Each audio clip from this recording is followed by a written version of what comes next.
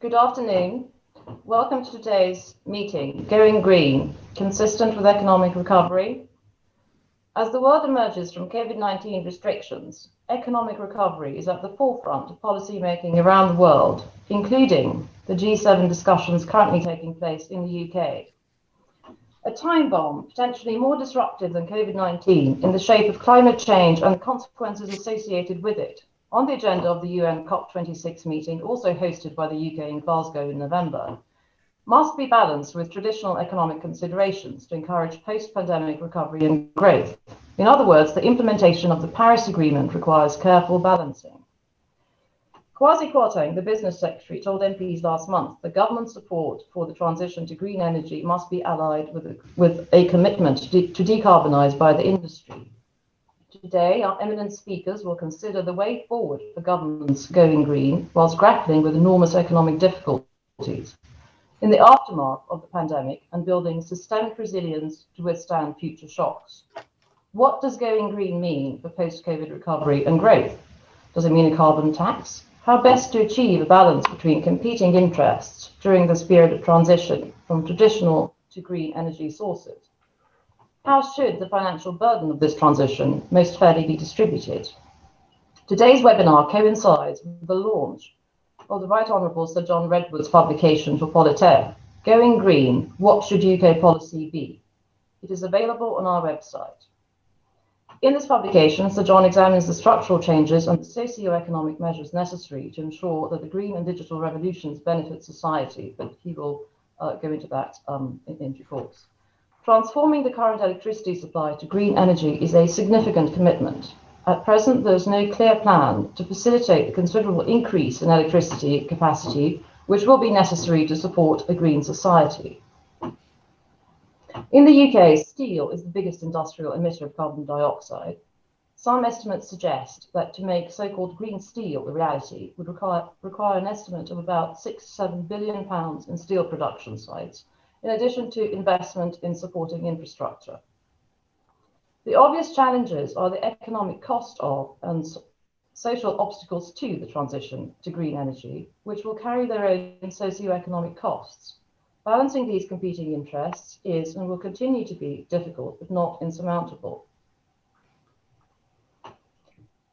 In Japan, which leads the world in renewable energy patents, the government has produced a green growth strategy, which includes government support for carbon-reducing innovations in key industrial sectors, such as hydrogen and carbon recycling. Much of that support will come from a 2 trillion yen or $19 billion Green Innovation Fund. Japan expects dynamic economic growth as a consequence of moving to green energy. Other parts of Asia, India, and Africa have their own particular circumstances to balance. As is often the case in matters of such complexity, striking the right balance is a delicate and dynamic exercise. At this stage, there are more questions than answers. We are delighted to welcome our speakers today to share their thoughts from different political and economic viewpoints. The Right Honourable Sir John Redwood is the Member of Parliament for Wokingham. Sir John served as Secretary of State for Wales from 1993 to 1995. In opposition, he acted as Shadow Secretary of State for Trade and Industry between 1997 and 1999. Sir John was Shadow Secretary of State for the Environment, Transport and the Regions between 1999 and 2000. He is the author of We Don't Believe You, Why Populists Reject the Establishment, published in 2019 by Bite-Sized Books. Sir John's publications for Politeia include How to Take Back Control, Trading Globally Through the WTO, and Prosperity, Not Austerity, Brexit Benefits, Britain's New Economy. Barry Gardiner is the Member of Parliament for Brent North. He served as Shadow Secretary of State for International Trade and Shadow Secretary of State for Energy and Climate Change. Before that, he worked in marine arbitration. Danae Kyriakopoulou is Chief Economist and Director of Research at the Official Monetary and Financial Institutions Forum. She chairs its Sustainable Policy Institute. Prior to joining the OMFIF, she served as economic advisor to the Institute of Chartered Accountants in England and Wales and worked at the Bank of Greece. Her interests include central banking, public investment, the EU economy, and sustainable finance. Last, but absolutely by no means least, Dr. Ludger Schuknecht is a visiting professor at Lee Kuan Yew School of Public Policy, National University of Singapore. He's the former Deputy Secretary General at the Organization for Economic Cooperation and Development, the OECD in Paris, and Chief Economist at the German Ministry of Finance. He is the author of Public Spending and the Role of the State, published in 2020 by Cambridge University Press. Ludger's Politeia publications include Preparing for Economic Recovery, More Market, Better Government, and Booms, Busts and Fiscal Policy, Public Finances in the Future. The speakers have kindly agreed to take questions. Please write them in the Zoom chat box. May I now hand over to Sir John Redwood. Thank you very much, and thank you to Politeia for organising this. It is very timely, as the G7 conference this week will major again on net zero, the need to take the train line to net zero as soon as possible, and will be building up to the great COP26 conference, where countries from around the world are invited not just to explain how they might get to net zero overall by 2050, but to come up with intermediate targets, biting and tough targets for 2030, which must affect conduct and policy immediately. I accept two major things for the piece of work I've published through Politeia. The first is I accept that all advanced governments are completely committed to wishing to get to net zero as quickly as possible. And I accept that practically all of us agree that carbon dioxide is a greenhouse gas, and that in polls, large majorities of the publics accept that global warming is a problem which needs treating. So the question I wish to pose today is a very simple question, and it is addressed to the G7 governments meeting this week in Cornwall, and it is addressed to all those nations who will be sending ministers, scientists, experts to COP26. It is this: how is the green revolution going to find the products and services people want to buy to make it a reality? Because as of today, I think there is a huge gap between the aims and ambitions and the policies as set out by the governments and what the public is actually willing to do or wants to do for itself. Because make no mistake, governments cannot do net zero. We, the people, have to do net zero by major changes in our lifestyle. Now, I contrast the green revolution with the digital revolution. The digital revolution is sweeping all before it, and it was greatly accelerated by the extraordinary circumstances of pandemic response, but it was well fired up, and it was being carried forward by its own innate popularity. We didn't need subsidies or laws to get people to buy iPads, mobile phones, laptops, or to turn to Google or Amazon or Netflix. They were willing to change the way they shopped, the way they were entertained, the way they communicated with their friends, the way they sourced data, the way they did their research or their work, because they found the digital products were better, cheaper, faster, more exciting, extended their range. And the Americans were, above all, brilliant at developing the innovative ideas into products and services that people wanted to buy. And we've had this great American growth spurt based on the brilliance of the Googles and the Amazons and the Netflixes and the Apples, all great American corporations, which the rest of the world is struggling to catch up with, but where the rest of the world is very keen to attract them as investors and to buy their products. Whereas when you look at the green revolution, all the discussion is about how do we tax, regulate, subsidize to try and get more interest in the adaptations that governments recommend. I mean, let's take one of the most difficult ones, which is jet travel. A lot of people still fancy the holiday abroad, and they feel very deprived at the moment because obviously pandemic measures have temporarily interrupted the travel abroad. But I don't think it means that people will now forget about travel abroad. They're desperate for things to reopen. And I do find it surprising that when governments are going to come together with experts at COP26 this November, they are going to indulge in a huge amount of very expensive jet flying to come in to have a meeting together in person, rather than making much more use of virtual technology. Because I think if they wish to lead us on the transition they're recommending, they should be showing the way. And surely this is exactly the kind of great meeting where much or all of it could be done online without having to trouble people to travel very, very large distances on jet travel, which clearly has a bad impact on the CO2 accounts. Or if we take the typical family or individual in our own communities, most of them want a car or own a car or have access to a car. And people say, look, I can't go shopping on the train. It's too far to walk to get to work. The buses don't run there at the times I want. People feel they need the car to have their freedom and their flexibility. And so they don't want governments lecturing them that ministers can have official cars, but that they themselves should no longer have a car and they should regard public transport as the alternative for everything they want to do. There's then the reluctance over the choice of car, because the governments are saying, well, all right, we see you're still going to want some flexible transport. And obviously it makes sense to have a car at home parked on the street or in the garage if you're lucky enough to have one.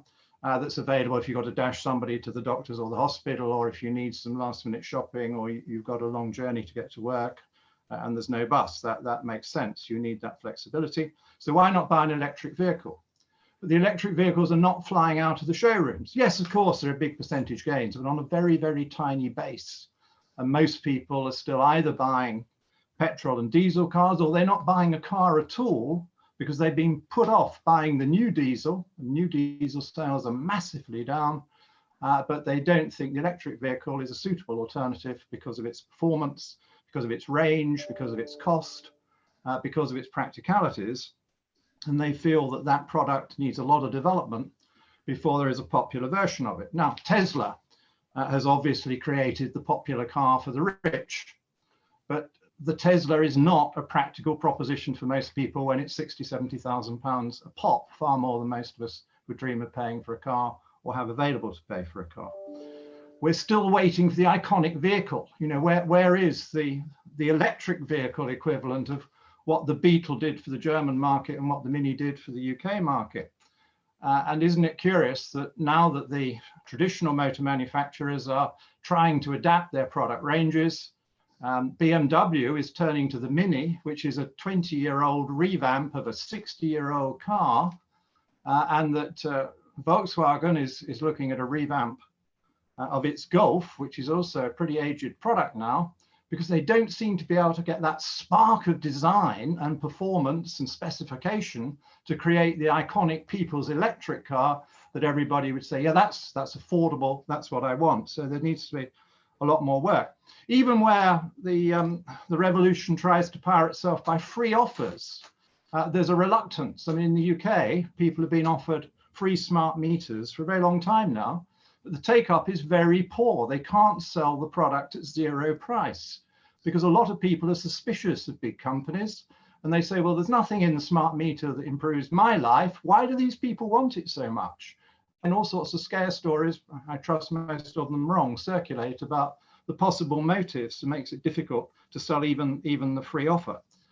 People want to stick to their meat and dairy diet, and now they're being told, well, that isn't a good idea. And again, it's going to be a long educational process and a process of finding the alternative products that have less carbon impact in order to woo people off their carbon-based diet, off their dairy herds and their beef and their lamb, onto something which the green revolutionaries are happy about. Now, the governments have obviously done a deal and persuaded most of the large corporates. And we are seeing the large quota companies in particular very much cooperating and wishing to help the government promote the journey to net zero. But let's look at what actually happens. They've got toughest, first of all, about getting rid of coal, because coal obviously has the worst performance on carbon and other emissions of all the ways of generating electricity. So what the large quota companies have done is that they have either sold their coal mines to someone who isn't as exposed to criticism as they are, or they've floated off separate companies so that the individual shareholders can decide whether they don't like coal or not. But it doesn't destroy the coal mine. It doesn't shut the coal mine down. That's still there working away, because many countries still need the coal. Germany is still very dependent on coal for her energy needs. She's an advanced country. China has been building new coal power stations against this background of the attack on coal. So I'm pleading for a bit of realism and a bit more information from governments on how fast they think the real transition can actually take place, rather than people shuffling assets around because they're embarrassed by them, and on how the government can work with industry to get the kind of enthusiasm for green products, because they're faster, better, cheaper, or whatever, that we see for the digital revolution products. And so I say to governments, just pause and work out how you're going to get real buy-in. You're not going to carry this revolution until the public want it, not just in opinion polls, but want it enough to go out and spend their money on it and want to change their lifestyles. What is private transport going to look like? How am I allowed to go on holiday, and where can I go on holiday? What sort of change is acceptable in my diet? What will my home heating look like? Have I really got to rip out my gas boiler, and will the replacement be cheaper and better, or is it going to be dearer and worse? These are the questions that are mandated by my one simple question to government: how are you going to get real buy-in? Without buy-in, there will be no achievement of net zero anytime soon. Thank you, Sir John. We will now turn to Barry Gardiner, MP. Thank you. My goodness, that was some doom and gloom. Let me see if I can try and focus back on how we can make going green consistent with the economic recovery. John, I did love where you said, you know, about the cars, the out-of-date cars and needing a lot of development. I mean, they could have said the same to the Wright brothers. You know, they were definitely impractical. You know, you couldn't go more than a few hundred feet in them, those initial models. You know, technology does change. And I would have thought someone like you would have had a bit more faith in the way in which technology can change and excite people about that change. But look, let me pick up where you did, John, and talk about the G7, representing 40% of global GDP, here in Cornwall to discuss the post-COVID recovery plans. Now, they're sending, or I think they want to send, a strong signal to the world ahead of COP26 that the necessary steps are being taken on climate finance. And we've already had some good news on climate finance, with the mandatory climate risk reporting for financial institutions being given the green light, the launch of the task force on nature-related financial disclosures. These, I think, are good first steps in ensuring that the financial flows are aligned with the government's domestic climate and biodiversity agendas. But they're not, in my view, a substitute for mandatory transition plans. I await proposals for the big Marshall Plan that people have talked about on climate, recognizing that the G7 nations have this moral imperative to support developing nations decarbonize without them having to bear the full load of that cost. And I think that is really, really important. And of course, it's implicit if you go back, not only to Paris, but way back to the Kyoto Protocol. It's all implicit there in terms of the responsibilities, differentiated responsibilities. But I want to focus my engagement on several fiscal and monetary policies which can ensure that the government provides certainty to investors and secures the financing for that net zero future domestically. This isn't government that does it all. Of course, John, you're right about that. But government has a role in regulating the markets so that companies are incentivized in the right way, and they have the certainty to know that if they do what we think is the right thing, then actually they will get the appropriate returns at the end of it. And actually, in the Environmental Audit Committee, which I sit on, we've been focusing in recent months on this issue of greening the post-COVID recovery. And just yesterday, we held the final evidence session with ministers on green jobs. And, you know, I think those sessions have given me a certain degree of confidence that the government really does want I think you said, want to succeed. It has a willingness to succeed. My beef, I suppose, would be that they don't always back that desire up with the necessary action or the necessary regulation. So let's start off on the signals to market for business and investor certainty. John, in your blog, How the Government Needs to Improve Its Green Revolution, you claim the government needs more positive action now to bring forth the massive investment and technological developments it requires if they're serious about net zero. It would be a bad idea to continue on the net zero course thinking we can rely on imports for all the new green products it will take. Well, nothing so fervent as a convert, eh? Here is John in 2008. In an era when it's fashionable to decry oil for its environmental impact, as well as for its impact on the politics of the Middle East and the great powers, it's perhaps timely to remember the huge leap forward in our living standards, which 100 years of relatively cheap oil has brought us. That was in August 2008. I think I must have, John, I suspect it was just before the publication of the Climate Change Act, actually.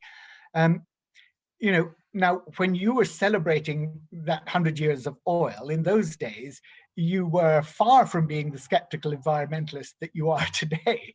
But I agree with your latest stance. Sadly, the government's domestic action in the wake of its green industrial revolution has often sent mixed signals to industry, to business, to investors with regards to how we are going to meet that net zero target. On fossil fuels, all the data is showing that renewables are now much cheaper sources of energy, with the Bayes analysis from the end of last year showing that wind and solar are 30 to 50% cheaper than they initially thought.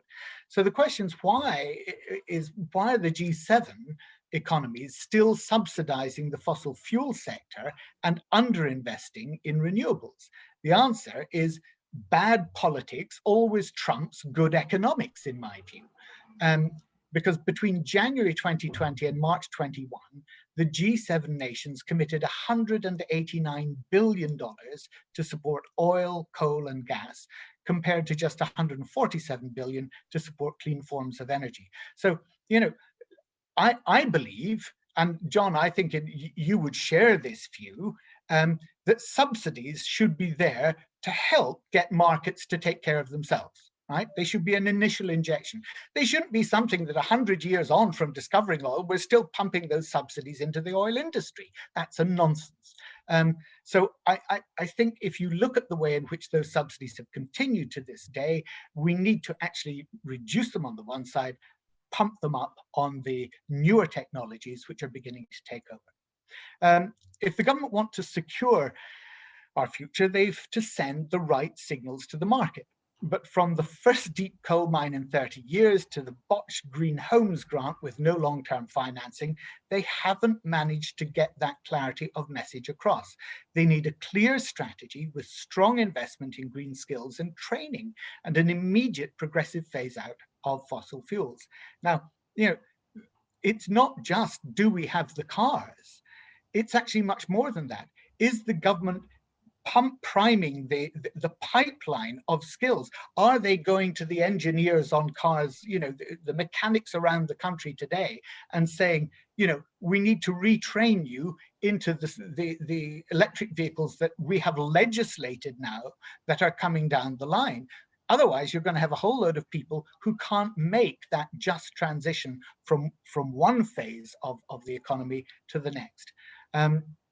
And we know that transition is going to happen. The IEA's latest pathway to net zero by 2050 shows that with the right scale up of investment in renewables, universal energy access can be achieved by 2030 without any investment in new fossil fuel supply. So the key problems which blight our domestic policy directions are short-termism, a lack of understanding of the scale of the investment needed. Take the Green Homes Grant. Government failed to recognise that housing accounts for 20% of UK greenhouse gas emissions and that decarbonising that stock could reduce energy demand by 25% over the next 20 years. And that would lower household costs. That means it would boost other spending in the economy. With no long-term trajectory of government support, just 5% of the 2 billion that was made available was actually allocated, was spent. And with administrative delays, businesses were reluctant to participate. They didn't have the workers to meet the demand in the short term. And all those funds were available and not used. So it's a key lesson in the value of long-term planning and the need to invest in upskilling across the supply chain. Let's turn to carbon pricing, because you mentioned taxes and the amount of capital investment required to fund the energy transition, mustn't be wasted. And government, I think, have missed some tricks. Yes, we need to internalize the externalities of carbon, but we also need to adopt a carbon pricing system as an additional fiscal measure that would bring in revenues and ensure that ordinary people aren't burdened directly with the costs of insulating their homes and running their cars. At the moment, we're missing the opportunities presented by carbon pricing, including carbon border adjustment taxes, to fund our net zero transition in a just way by putting a charge on every ton of carbon emitted and combining this with extended producer responsibility. There are schemes that DEFRA is envisaging for producers of plastic packaging and so on. We would be able to abide by the polluter pays principle, and I think we need to look at that. The Treasury decided against a carbon emissions tax as a replacement for the EU emissions trading scheme. Instead, it had opted for a UK emissions trading scheme. I think that's a missed opportunity to raise the funds for the capital investment needed to decarbonize our homes. We've seen that with the modelling from the Grantham Institute, predicting revenues of 5 billion a year between 2021 and 2030. So I think it's a no-brainer when it comes to funding the green transition. Again, the carbon pricing mechanism would provide a long-term signal, again, to the market and to investors on the direction of travel, in addition to protecting the public from those adverse costs. Through the implementation of a border adjustment mechanism, the UK could also support domestic renewable energy industry competitiveness whilst curbing our import on carbon emissions. The UK imports more emissions per capita than any other G7 nation. If we introduced a levy on goods imported from countries which don't have a carbon pricing system, or imports which are high carbon, we'd simultaneously ensure domestic renewable energy industry is more competitive, and we'd also incentivize other countries to produce lower carbon products. Sorry, I'm right, 2 minutes, and thank you, Edite. Right, let me just finally turn to green sovereign bonds and green recovery bonds. I'll skip a bit on the taxes. Look, I welcome the Chancellor's announcement back in November that the UK is issuing its first sovereign green bond or green gilt, which it hopes will raise 15 billion a year, or this year. We're expecting further details of the government on the green gilt this month, and we need to ensure that the framework for it sets out clearly what kinds of projects will proceed from the bonds, what they'll be invested in, and ensure that there's stringent reporting standards. In March, the Investment Association set out an industry wish list for the green gilts, including legal documentation highlighting environmental and social benefits from projects and medium to long-term timeframes to match project timelines.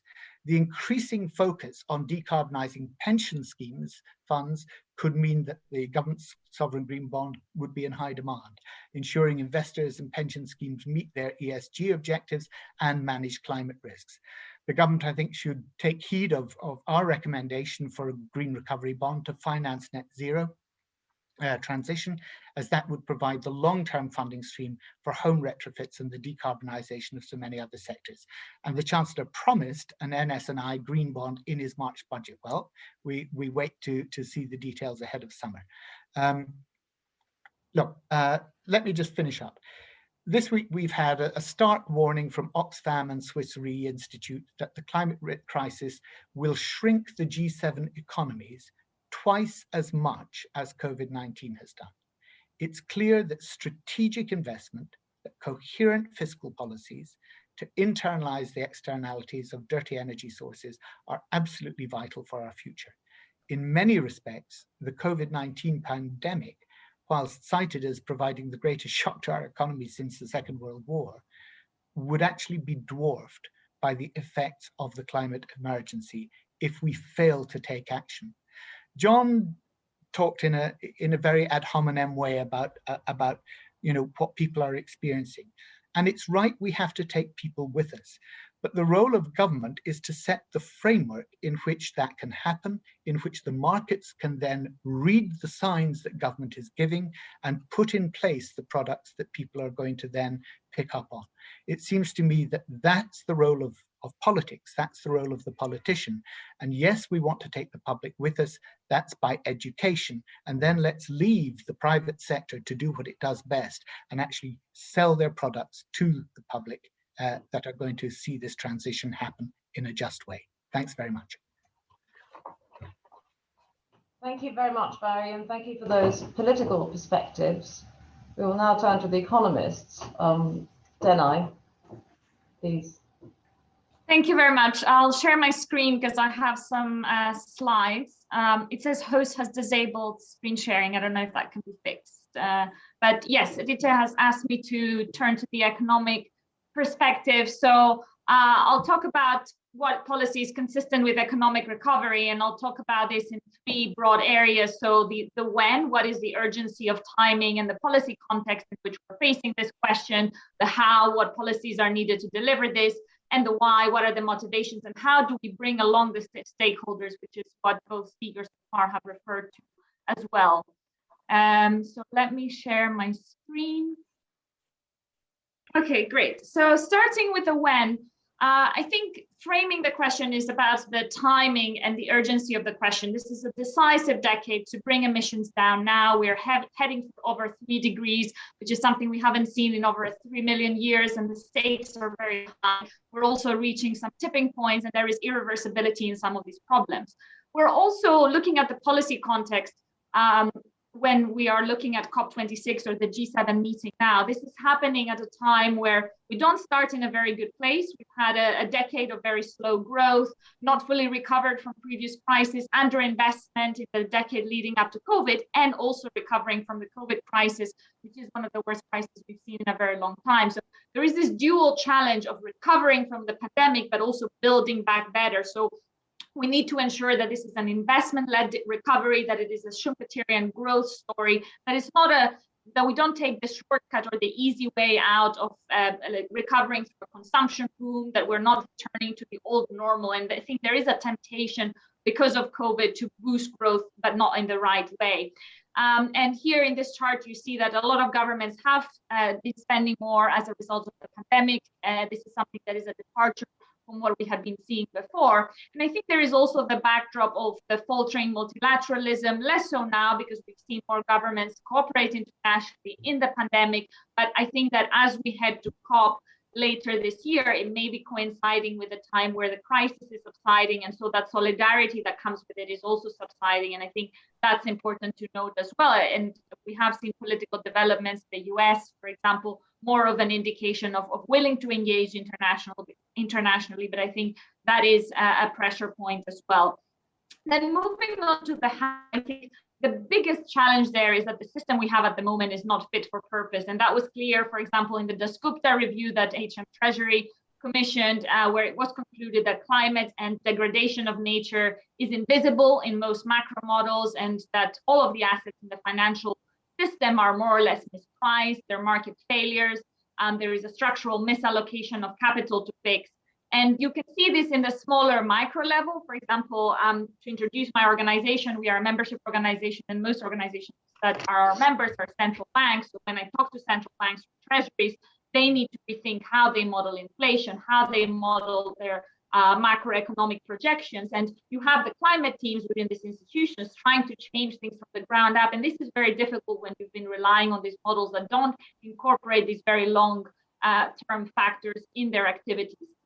And there's various areas of policy that can be aligned with a more sustainable recovery. It's about setting strategy, communicating objectives, changing the models. Also for central banks, it's about the roles of supervisors and ensuring that financial stability is protected, that through climate stress tests, for example, they can work with the financial system. And also what the previous speaker was mentioning about sustainable finance, green and sustainable bonds, and working internationally given the international identity of the climate issue.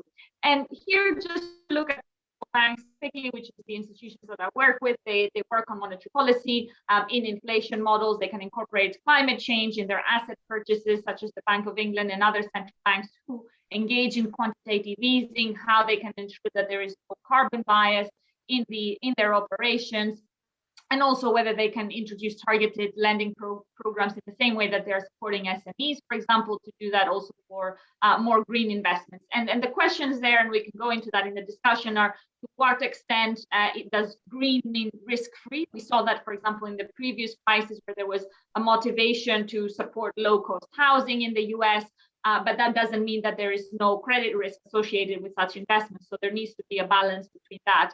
In regulation and supervision, again, through stress tests, through lowering collateral and capital requirements for green loans, or in their own operations in terms of their own investments. One of the challenges that everyone wants to act on climate, but there is an alphabet soup of frameworks. There are a lot of obstacles in existing technologies as well. We've heard the questions around vehicles.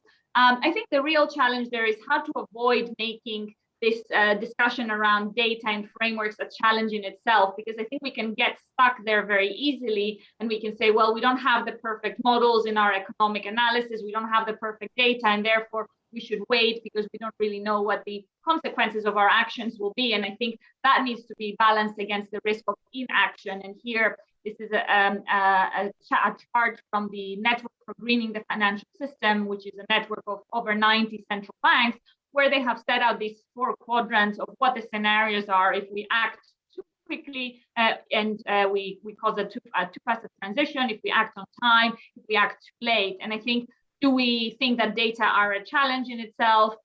Do we make the perfect the enemy of the good? And how do we avoid that? And then moving on to the why, I think one of the challenges is also that what the news is that there are strong motivations across the political spectrum, across a global set of countries to act on climate change. There is also the opposition to, are we doing too much? Are we moving too fast? And we can see that in the micro bubble of central banks that I work with, for example, and you can see here from the Financial Times and the Economists, ironically belonging to the same news group, expressing different views. The editorial of the FT saying that central banks should turn green, and the Economist saying, well, maybe they're wearing too many hats, and this is not really their role. So that has caused them to think a bit more carefully about, should we start thinking about nature and biodiversity? Should we stick to climate? And that perception of, is our motivation grounded in our mandates, is important. The second thing about motivation is that there is a risk of policy reversal.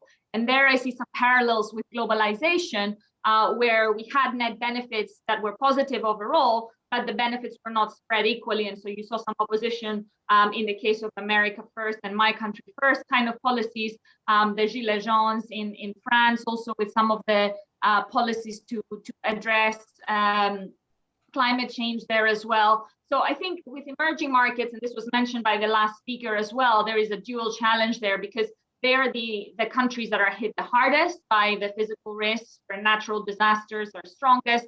They're also most vulnerable to these changes that they have not caused. But at the same time, they do not have the resources to address them, and financial markets are weakest. They don't have as easy access to capital. Raising capital in local currencies not as easy, and this is a recovery that is very capital intensive. You need a lot of investment to address the climate challenge. And it's also a question of how quickly does this transition happen, because in advanced economies in the UK and in the EU, we had carbon emissions peaking in the 1970s, and we have now the net zero commitments for the coming decade. Whereas for emerging markets, you have carbon emissions peaking in much later. So the gap between that peaking of carbon emissions and when you are committed to reach net zero is much shorter. So the transition needs to happen very quickly there.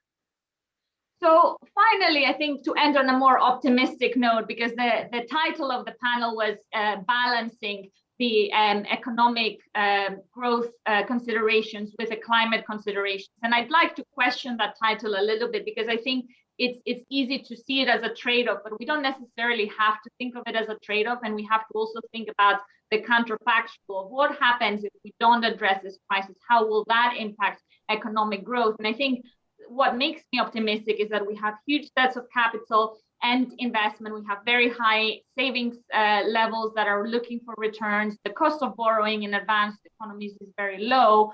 We also have very rapid development in technologies. Appreciate from Sir John's remark that we're not quite there yet, but as was said, we are seeing very strong developments there and promising investments. As I said before, it doesn't mean that necessarily these are all risk-free. And we also have the support of governments and civil society, which is driving this change, especially among young people. So I would end by saying we should not necessarily see it as a divide between climate responsibilities and economic growth, because if we get this story right, if this is an investment and growth decade, then that can have very strong economic returns as well. It doesn't mean that it is costly compared to the alternative and compared to the counterfactual. Thank you very much. Thank you, Danae. Thank you. We'll now turn to Ludger. Yeah, thank you, Edite, and thank you for the invitation to this really interesting panel. I think that the topic is extremely timely, and John, I have to disagree with you on one thing. I mean, I think it would be much more pleasant to have this seminar actually physically present, even though for me it would probably not be possible. So I'm actually benefiting from this format. My experience with kind of meetings where you have to look eye to eye, or otherwise people just read their speaking notes, also speaks for the meeting being actually, physically there in the G7 meeting. If these leaders want to have serious outcomes and bridge divides. But you're the politician, you know much better. So I'm just looking forward to being able to. Not G7. Sorry, I thought you said the G6 shouldn't be flying so many people around. Not G7. Of course, the leaders need to meet in person. Ah, very good. Yeah, so we agree. Excellent. Hundreds of people coming into COP26 when their main message is we should fly less, which I think is going to cause some problems. Wonderful. Good. So anyway, I'm looking forward to my first flight in, I don't know, it's by now almost 17, almost 1.5 years. Anyway, what am I going to say? I would like to comment on the economics and further a bit the arguments of Danae. The global warming from an economist's perspective is a big sign of market failure. It's the scarce resource, in a way, our CO2 absorption capacity, is not adequately priced. I think we could probably agree on that. And in that sense, the overproduction of CO2 and to get it on a Paris-compatible path is something which, economic means, market-based means can deal with. But it's going to be difficult. In Asia, for instance, where I'm right now, we even have an increase in CO2 emissions is expected. So we need to have a strategy to get to the reduction path in an efficient manner, also given what was said about the costs, in terms of investment and conventional growth to succeed. But we need more than that. We need confidence that it will actually happen and that it can guide investors. Because just postulating things is then possibly leading to a self-fulfilling path of not happening. And to my mind, we need a certain automatism, because otherwise politics will be blamed for bad news and being a spoilsport for the next 30, 40 years. And I think that the market-based mechanism to do this, that uses also the discovery process of the market and it kind of sets in motion the right innovations and technological progress is in fact emissions trading. It's a way to get the quantities right, because with taxes, you'll have to fine tune forever. And in the end, you might not get it right. With emissions trading, you can get the quantities right, because you just adjust the quantities that are auctioned to the quantities that your path prescribes. It can be organized in a technology neutral manner, and it can provide that automatism that you need so that politicians don't have to justify every single price change and tax increase. That's been also my experience in the political process in Germany. And when you look at the Gilets jaunes experiences with carbon taxes in France, I think you can probably say that from an economics perspective, carbon taxes may be a good way to go. From a political perspective, it's pretty deadly. Now, the other alternatives are regulation and subsidies. They, of course, are important, but they bear the risk of being captured by special interests and to be very expensive. And subsidies are a bit better than regulation because they're more transparent. But to my mind, it's an instrument that be used mainly for compensation purposes, especially of vulnerable groups who will have problems dealing with the price induced by emissions trading. So also emissions trading is going to generate the revenue, I think, that both of you were alluding to, Barry and Sir John, and to pay also for the compensation and some of the basic research that will need to be financed for the technology change. And it will leave some room even for potentially for tax reforms to make the tax system more efficient. But of course, as has been said, today's pricing of CO2 is mainly too low. And the OECD, for which I've been working until some time ago, finds significant carbon pricing gaps, even by the low standards of 30 euros per ton, and not even to talk about like higher standards of 60 euros or 120 euros per ton, where the gaps are really very high. Now, in order to this emissions trading to function, you really need robust markets. I mentioned technology neutrality across sectors, which is something that, for instance, the EU system doesn't have, and probably for political reasons, at least for the time being, doesn't aim to have. In Germany, we aim to move in that direction, but I think that is key, because only then will you get the full benefits. It needs to be integrated, and it needs to also, to my mind, allow international factors.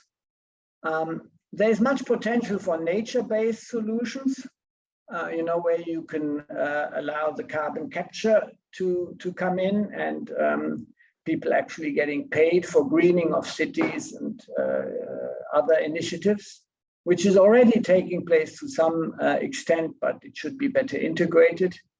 And technology will then, with such a mechanism, of course, also provide solutions for emission reductions at a lower price, and it will be incentivated by markets. Technology can also enhance the market functioning, as some of you have already mentioned, through the digitalization that is taking place. I mean, being in Singapore, I'm seeing it here how carbon credit markets are being developed, and how it will play a very active role in this regard in the Southeast Asian region. And I hope that Europe is going in a similar way. So what can be the complementary role of government beyond creating those markets and the market environment? Basic research and implementation, hydrogen, artificial green fuels, carbon capture, these are some of the things. And then there are some do nots. To my mind, border carbon adjustment tax belongs to that, because it's very complicated, it's conflict prone, so it should, if it's used at all, it should only be used for a very limited number of products. International coordination is better. It's better to get your partners on board than to antagonize them. And I think it's It's important also to look at the finance dimension, green finance. It's there's a big discussion on the role of central banks. There's a big discussion on green finance with the risk of greenwashing. I can't go into the details of that because I think I do not have the time. But I think there are some principles one should also take into account here. And that is, green finance and central banks cannot be a substitute for good environmental policy, including the elements that I've described before. And there's always a temptation then to use fiscal privileges or regulatory privileges. That should also not happen. At least not too much, but I think it should not happen. It's also in the environment we're in with very high debt and high deficits. Typically these things take the form of some contingent liabilities or guarantees. It should not happen.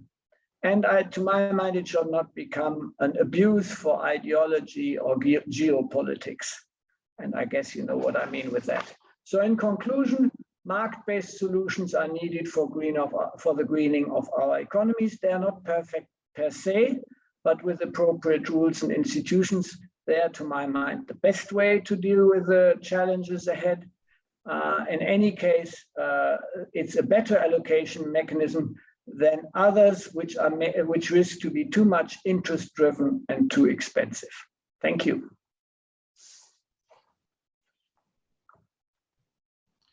You're muted. Thank you, Ludger, and thank you to all the panelists for such a stimulating discussion. I see that we have a question in the Zoom chat box. Can I encourage the panelists to read the question, but I will read it for the benefit of the audience. Yeah. It's a question to all the panelists from David Bunny, and it says, what I hear from those in favor of changing financial modeling, printing government money or encouraging diversion of market money away from other areas into green bonds is that this all exists in the virtual world of climate models, financial models, etc. In the real world, as Sir John Redwood points out, the public cares about their quality of life, freedom to choose products, freedom to travel, and especially economic prosperity and the comfort and freedom that comes with that. Most of the pain that unmitigated climate will cause can be unpicked as it is a virtual reality world where empirical data can disprove core aspects. The impact of all policies, diverted funds, and externalized costs will hit economies and the pockets of individuals. I'm rather more scared of the experts, committees, and the real hard-hitting policies they wish to impose than the climate ghosts people are chasing. How do you time the change of a car with the natural end of life decision to buy a new car and costs, etc.? So that's one question. So, shall I have a go at that? Yes, please. I'd first of all like to just answer some of the calumnies Barry tried to heap on me. I fully support what I wrote in 2008, that cheap oil produced a great advance in living standards, and most of my constituents, and I suspect a lot of yours, are still living on that. It's got quite a lot dearer thanks to government taxation, but they are using gas boilers, they are driving petrol and diesel cars, they are eating meat and dairy, which relies heavily upon fossil fuels. They go on holiday abroad on jet airliners. That is the reality, Barry. And none of the other three panelists are prepared to discuss how you have the green revolution, which requires changing people's views and attitudes about all that. And I repeat the challenge to them. If this green revolution is going to take off, we need a range of goods, services, and products that are cheaper, better, faster, that fly off the shelves and become extremely popular in the way in which the mobile phone has. My constituents have mainly all gone out and afforded a mobile phone or a pad or a domestic computer, but they haven't gone out and bought a heat pump. They haven't got a dairy-free diet on their Christmas list. They haven't got that passion to change their vehicle for an electric vehicle because they're worried about range and cost. These are the realistic challenges. And the other three panelists are having this wonderful, precious elite conversation about subsidies and fossil fuels and targets and government interventions and all the rest of it, which goes over most of our heads, because we're asking, but where's the beef? Or is the beef already banned? You know, what is going to happen to change things? And then I get misrepresented on trying to deny the G7 leaders meeting in person. Of course, I welcome their meeting in person. I hope they didn't bring too many people with them. But when you have a flagship world conference to lecture the rest of us on how, for example, we shouldn't fly places on jet airliners, but we should go for a holiday on the train, how dare they all fly in by jet airliner themselves? I mean, can't you see the contradiction in that? First of all, John, let me assure you that I wasn't trying to calumniate you in any way. I don't do that. I do think that argument by anecdote is a poor substitute for a rational discussion. And I recognize, just as we all do, that people's behavior has to change. The question is, how do we incentivize it to do so? And you talk about not living in the real world. I live in exactly the same world as you do. But there are other realities that you have to face. And that is, why is it that, albeit that we only take less than 0.01% of the world's refugees, why is it that refugees are turning up on our shores and crossing the channel?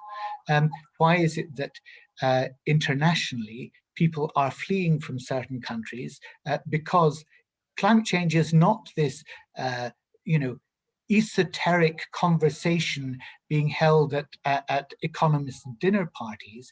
It's actually affecting the lives of people now because of famine, because of desertification, because of the loss of protein from localized fishing stocks on the west coast of Africa, because the corn harvest has failed. I mean, just look at why we had the sort of revolution that we had in the Middle East at the time that we had it there, initiated by the change in climate that had affected the harvests, that meant that, the Tunisian market stallholder who initiated that revolution in the Middle East, because people couldn't feed themselves.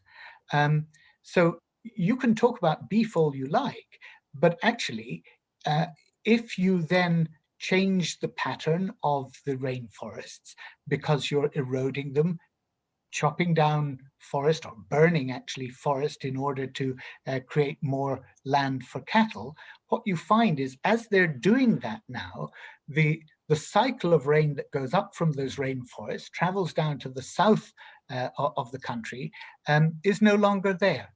And that is meaning that there is increasingly arid and drought conditions in those parts of Latin America who were productive in their beef. And that's why farmers are now eroding and eroding and eroding, because there's less production there. They're turbocharging the problem. So you can't just say one of us is living in the real world, the other is not. You have to take on board those realities as well.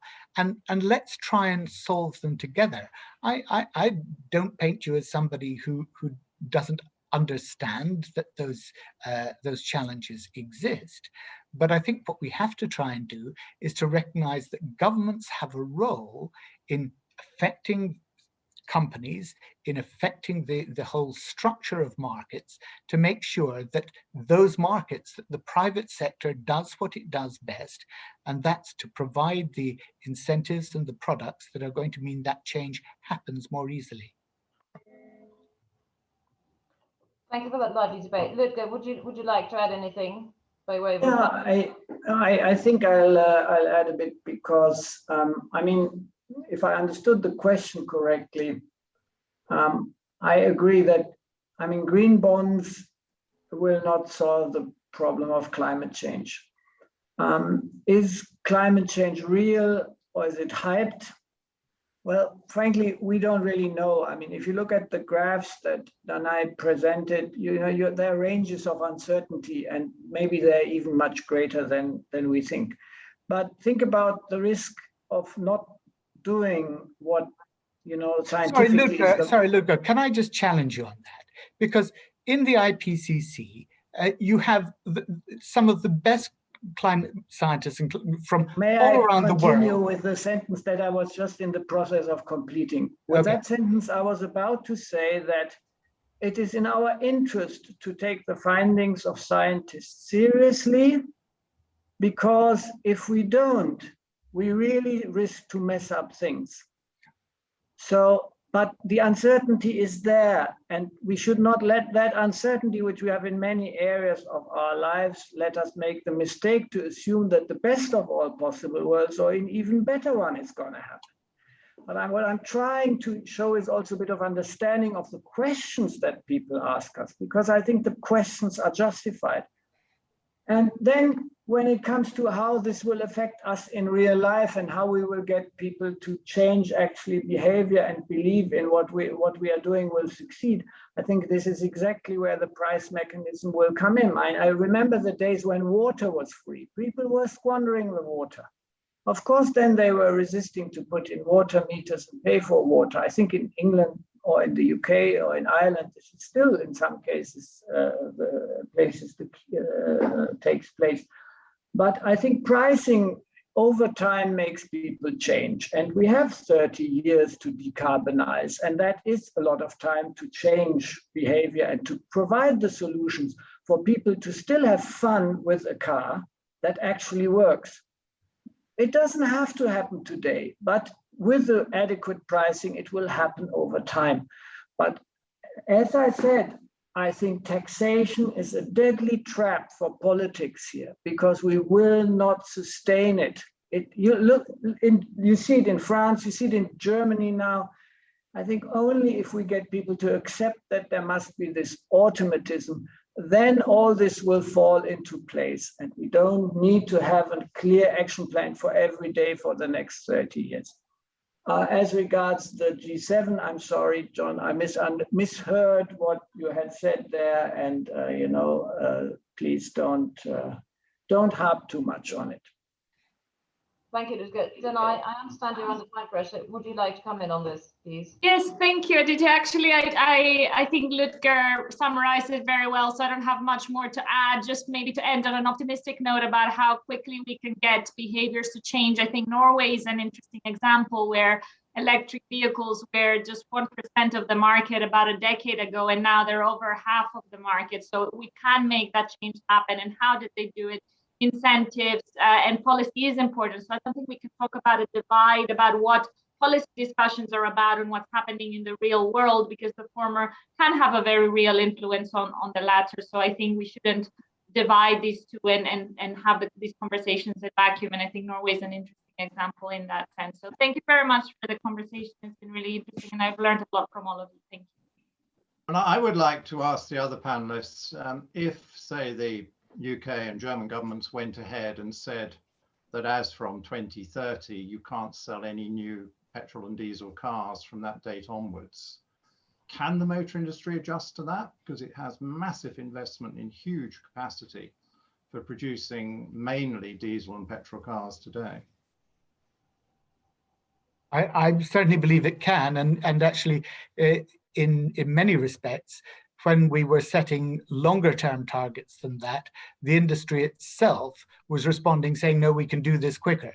And so just as Danae has been saying about Norway, I think Volvo put it in that they were doing it by last year, actually, transferring their production models.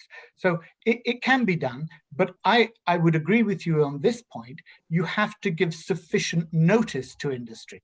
And that's why setting those targets well ahead, so they have clarity, they know what their returns on capital are going to be, because if you don't give them that, then industry can't plan to do what government is saying it wants them to do. If I may, should we have such prohibitions there? Because what we may find in 10 years' time is that a hydrogen fueled car or a car going on, so to speak, artificial fuel is the better way, the more efficient way to go about. So, But the legislation doesn't say that it should be electric. It said that it should simply not be new fossil fuel models. fossil fuel. Okay, hydrogen, okay. I entirely agree with you. And particularly for the heavy goods transport, we're going to need hydrogen because, you know, it's not suitable, I think, for the smaller private vehicles. Yeah. Well, we are very grateful. We are out of time. We are very grateful to all the speakers for such a lively discussion and for sharing their perspectives of how economies can and should pursue a path to post-COVID economic recovery and growth in this brave new world of the green and digital revolutions. By way of conclusion, the digital revolution, a subset of which can be seen in the developments in AI, cyber hacking, cloud security issues, and the speculative frenzy in the valuation of crypto assets, the most well being Bitcoin, which has just been approved by El Salvador as legal tender, brings its own complexities to the green energy debate. The Cambridge Bitcoin Electricity Consumption Index estimates that an hour's mining of Bitcoin consumes more electricity than a country the size of Sweden per hour. I think on any analysis, that's an alarming statistic. But in any case, as governments around the world think about how best to reach emissions targets and transition to green energy to honour their commitments under the Paris Agreement, the public-private partnership is central to considerations about how best to distribute and integrate the cost of this transition while minimising its potentially highly disruptive socio-economic impact, particularly on less advantaged members of society, as well as the cost to business. This is a debate in need of broad participation. Evolution, based on consensual principles and generally agreed frameworks of operation, are better absorbed and preferable to revolutions, even though they may sound more exciting.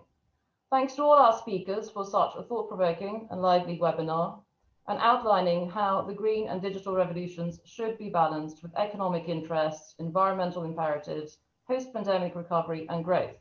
Thanks to all those attending and asking questions. I would strongly encourage everyone to read Sir John's publication, Going Green, What Should UK Policy Be?, available on Politeia's website. And John, thank you very much, Sir John. Thank you very much indeed for writing it. It's an excellent piece. Thank you everybody for joining and participating. Until next time. Thank you.